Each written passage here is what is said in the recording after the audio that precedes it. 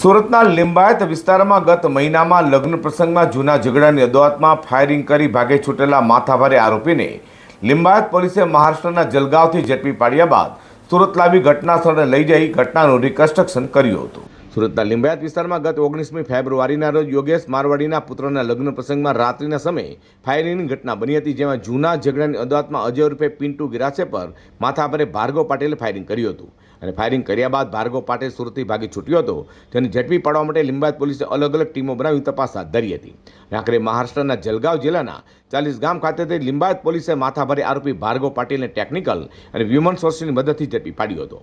તો સુરત લાવી લિંબાયત પોલીસે ભાર્ગવ પાટેલને જ્યાં તેણે ફાયરિંગ કર્યું હતું ત્યાં લઈ જઈ ઘટનાનું રિકન્સ્ટ્રક્શન કર્યું હતું। તો ફાયરિંગ કરનાર ભાર્ગવ પાટેલને જોવા મોટી સંખ્યામાં લોકો પણ ભેગા થયા હતા। મહારાષ્ટ્ર ખાતેથી આપણને બાતમી મળેલ હતી કે તે 40 ગાંવ જગ્યાએ એક જગ્યા આવવાનો, જેના આધારે ટેકનિકલ વર્કઆઉટ અને હ્યુમન સોર્સના આધારે સદર આરોપીને મહારાષ્ટ્ર જિલ્લાના જલગાંવ ખાતેથી 40 ગાંવ નામના એક જગ્યાએથી સદર આરોપીને પકડી પાડેલ છે અને પકડીને કાયદેસરની કાર્યવાહી કરી અને સદર ગુનાવાળી જગ્યાએ લાવી તેમનું રિકન્સ્ટ્રક્શન કરવામાં આવેલ છે। સદર આરોપી ઉપર 34 જેટલા લૂંટ, murder, attempt to murder, robbery, snatching, ફાયરિંગના અસંખ્ય ગુનાઓ નોંધાયેલા હોય અને જે અનુસંધાને તેને લાવીને કાયદામાં રહેશો તો ફાયદામાં રહેશો, તેમજ ગુનાવાળી જગ્યાએ લાવીને રિકન્સ્ટ્રક્શન પંચનામું કરવામાં આવેલ છે। લિંબાયત પોલીસે જણાવ્યું હતું કે આરોપી ભાર્ગવ પાટેલ અગાઉ લૂંટ, હત્યા અને ફાયરિંગ જેવા 34 વધુ ગંભીર ગુનામાં સંડોવાયેલો છે।